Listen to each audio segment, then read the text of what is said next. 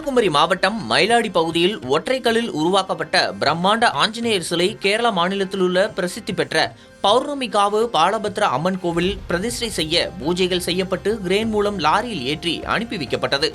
ஒரே கல்லில் சுமார் 25 அடி உயரம் 38 டன் எடை கொண்ட ஆஞ்சநேயர் சிலை கேரளாவில் ராமாயண மாதம் முதல் நாளான இன்று பௌர்ணமிகாவு பாலபத்ர அம்மன் கோவிலில் பிரதிஷ்டை செய்யப்படுகிறது. கேரள மாநிலம் திருவனந்தபுரம் மாவட்டம் விழிஞம் வெஞ்ஞானூர் பகுதியில் அமைந்துள்ளது பிரசித்தி பெற்ற பௌர்ணமிகாவு பாலபத்ர அம்மன் கோவில். பௌர்ணமி தினத்தில் மட்டுமே நடை திறக்கப்பட்டு அம்மன் அருள்பாலிக்கும் இந்த கோவிலில் வழிபாடு நடத்தி போருக்கு செல்லும் மன்னர்கள் வெற்றியோடு திரும்புவார்கள் என்பது ஐதீகம். இந்த பிரசித்தி பெற்ற கோவிலில் ஏற்கனவே 32 அடி உயரத்தில் கிரானைட் கல்லால் ஆன ஆதிசக்தி சிலை, 16 அடி உயரத்தில் சனீஸ்வரர் சிலை,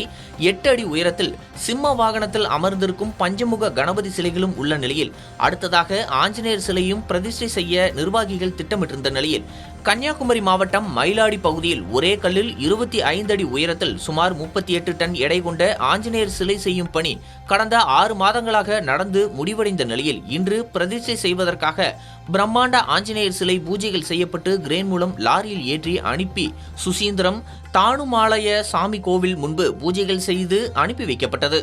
இதுகுறித்து கோவில் நிர்வாகிகள் தெரிவிக்கையில், இன்று தொடங்கும் ஆடி மாதம் கேரளாவில் ராமாயண மாதமாக தொடங்குகிறது என்றும் இன்று ஆஞ்சநேயர் சிலை பிரதிஷ்டை செய்யப்பட்டு இரவு முழுவதும் 1 மாத காலம் ராமாயணம் பாடப்படும் என்றும் தொடர்ந்து ஆஞ்சநேயரின் சகோதரர்களின் சிலையும் பிரதிஷ்டை செய்யப்பட உள்ளதாக தெரிவித்தனர்.